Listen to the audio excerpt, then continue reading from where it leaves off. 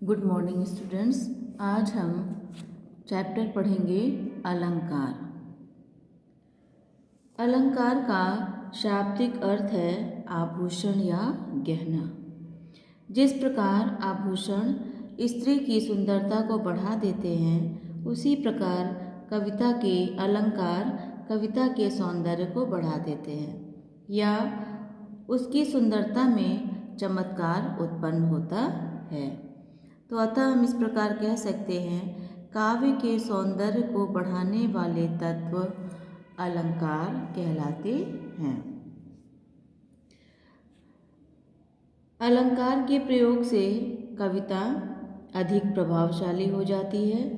अलंकारों का प्रयोग कवि की कलात्मक क्षमता का प्रतीक होता है। अलंकारों से काव्य में भाव अभिव्यक्ति अधिक सुंदर हो जाती है। हिंदी साहित्य में शब्द और अर्थ दोनों का महत्व होता है। कहीं शब्द के प्रयोग से और कहीं अर्थ के प्रयोग से चमत्कार होता है। इस आधार पर अलंकार के मुख्य दो भेद किए गए हैं, शब्दालंकार और अर्थालंकार। हमारे कोर्स में है शब्दालंकार। शब्दालंकार का मतलब शब्द के कारण सौंदर्य बढ़ता है और अर्थालंकार का मतलब अर्थ के कारण काव्य में आकर्षण बढ़ता है। तो हम सबसे पहले पढ़ेंगे आज शब्दालंकार। काव्य में जहाँ किसी विशेष शब्द के प्रयोग के कारण सौंदर्य में वृद्धि या चमत्कार उत्पन्न होता है, वहाँ शब्दालंकार होता है। शब्दालंकार के अंतर्गत आने वाले कुछ प्रमुख निम्नलिखित अलंकार हैं। शब्दालंकार के अंतर्गत अनुप्रास अलंकार, यमक अलंकार और श्लेष अलंकार। सबसे पहले हम पढ़ते हैं अनुप्रास अलंकार। जहाँ एक ही वर्ण की आवृत्ति एक से अधिक बार होती है, वहाँ अनुप्रास अलंकार होता है। जहाँ एक ही वर्ण मतलब एक ही अक्षर की आवृत्ति मतलब दोहराना एक से अधिक बार होता है, वहाँ अनुप्रास अलंकार होता है। उदाहरण देखिए, छनन छनन छन, छनन छनन छन, छन छन छन के पायलिया मोरी पायलिया। अब यहाँ पर देखिए छा वर्ण की आवृत्ति बार बार हो रही है, इसलिए यहाँ पर अनुप्रास अलंकार है। दूसरा यहाँ पर देखिए, चारु चंद्र की चंचल किरणें खेल रही थी जलथल में। अब यहाँ देखिए चा वर्ण की आवृत्ति बार बार हुई है, बार बार दोहराया गया पंक्ति में, और यहाँ पर ला वर्ण बार बार दोहराया गया है। अनुप्रास के बाद हम पढ़ते हैं यमक अलंकार। जहाँ एक शब्द एक से अधिक बार प्रयोग किया जाता हो लेकिन उसका अर्थ प्रत्येक बार अलग हो, वहाँ यमक अलंकार होता है। जैसे जल गया जल आग में इतनी तपिश। जल गया जल, यहाँ पर जलना का मतलब हो गया जल गया पानी, और जल आग में इतनी तपिश, और जो जल है उसकी आग में इतनी तपिश है कि वो जल जो है वो जल गया। यदि ऐसा लिख दें कि जल गया पानी आग में, तो जल शब्द के दो बार अर्थ अलग आने नहीं होंगे। तो जल गया जल, यहाँ पर जल शब्द दो बार आया है लेकिन दोनों के अर्थ भिन्न भिन्न हैं। एक का जलना का मतलब है जलने से और दूसरे जल का अर्थ है पानी से। तो जल गया जल आग में इतनी तपिश।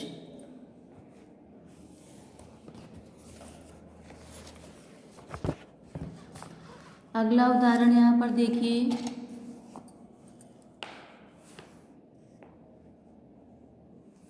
यमक का एक और उदाहरण, जैसे फल को चाकू के फल से जब काट दिया, सब में उसे बराबर बांट दिया।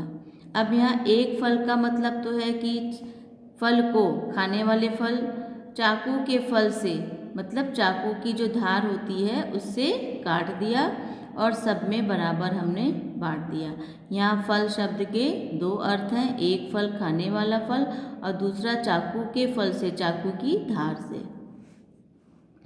आज मेघ अंबर बने हुए हैं, डटे हुए हैं छतरी जैसे तने हुए हैं। यहाँ पर अंबर का अर्थ, एक पहले अंबर का अर्थ है आकाश और दूसरे अंबर का अर्थ है वस्त्र। आज मेघ अंबर बने हुए हैं। आज जो आकाश है वो क्या है, अंबर बने हुए हैं, उसके वस्त्र बने हुए हैं। डटे हुए हैं छतरी जैसे तने हुए, जो बादल हैं वो ऐसे डटे हुए हैं कि वो छतरी जैसे जो है वो बने हुए। जो मेघ हैं, मेघ माने बादल, वो ऐसे आकाश में डटे हुए हैं जैसे छतरी, वस्त्र छतरी की तरह तने हुए हैं। यहाँ पर अंबर के दो अर्थ हैं, पहला अंबर आकाश से है और दूसरा अंबर जो मेघ, काले बादल जो आकाश के ऊपर छाए हुए हैं, उनको वस्त्र कहा गया है। यमक अलंकार के यहाँ पर कुछ, ये अनुप्रास के नहीं है, ये यमक अलंकार के उदाहरण है। माला फेरत जुग भया, गया न मन का फेर, कर का मन का डार दे, मन का फेर। अब यहाँ माला फेरत जुग भया, माला फेरते हुए जुग बीत गया, मतलब बहुत समय चला गया। गया न मन का फेर, लेकिन जो मन के अंदर कलुष है, जो मन के अंदर ईर्ष्या द्वेष है, वो समाप्त नहीं हुआ। कवि कहते हैं कर का मन का डार दे, जो हाथ में माला लेकर के फेरते हैं लोग, तो कवि कह रहे हैं कर का मन का, जो हाथ में माला लिए हुए हैं उसे फेंक दो, मन का फेर। मन अनुप्रास और यमक अलंकार के बाद आता है श्लेष अलंकार। श्लेष का अर्थ है चिपकना। काव्य में जहाँ एक शब्द के साथ अनेक अर्थ चिपके हुए हों, अर्थात उस शब्द के एक से अधिक अर्थ हों, उसे श्लेष अलंकार कहते हैं। यहाँ पर उदाहरण देखिए, जो रहीम गति दीप की, कुल कपूत गति सोए, बारह उजियारे करे, बढ़े अंधेरे होए। यहाँ बारह का अर्थ है बालना या जलाना से और तथा बचपन से, और बढ़े का अर्थ है बुझना तथा बड़ा होने से। जब किसी भी दीपक को हम जलाते हैं तो उससे उजियार जो है रोशनी होती है, लेकिन जैसे जैसे वो आगे बढ़ता है, जलता है, तो उस जैसे वो खूब तेज लपट देता है तो उससे अंधेरा हो जाता है। दूसरा उदाहरण, भिखारिन को देख पट देत बार बार। यहाँ पर पट शब्द के दो अर्थ निकलते हैं, एक तो पट का मतलब दरवाजा और दूसरे पट का मतलब वस्त्र। भिखारिन को देख पट देत बार बार, कि भिखारी को देखकर दरवाज़ा, पट माने दरवाज़ा, बार बार बंद करता है। दूसरे अर्थ में भिखारिन को देखकर पट देत बार बार वो वस्त्र देता है। तो एक ही शब्द के अनेक अर्थ हों, वहाँ पर श्लेष अलंकार होता है। श्लेष अलंकार के और उदाहरण देखिए, सुबरन को ढूंढत फिरत कवि व्यभिचारी चोर, मंगन को देख पट देत बार बार। यहाँ पर देखिए हमने जो भिखारिन को देख पट देत बार बार यहाँ पर दिया हुआ है। पहला वाला देखिए, सुबरन को ढूंढत फिरत कवि व्यभिचारी चोर। सुबरन को कवि से पहले आप जोड़िए कि कवि जो है वो सुंदर शब्द ढूंढता है, ठीक है। व्यभिचारी, सुबरन सुंदर रूप ढूंढता है, चोर सोना ढूंढता है।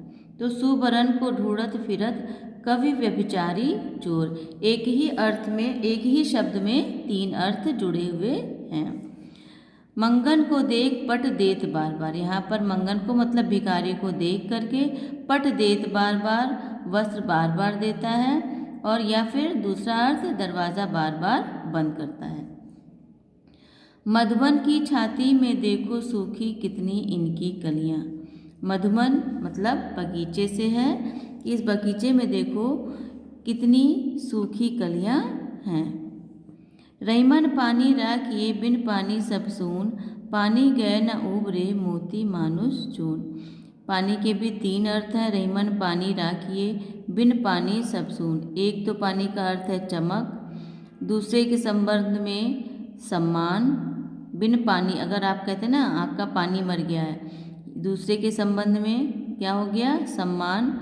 और तीसरे के संबंध में मानुष चून, चून का अर्थ है आटा, के संदर्भ में।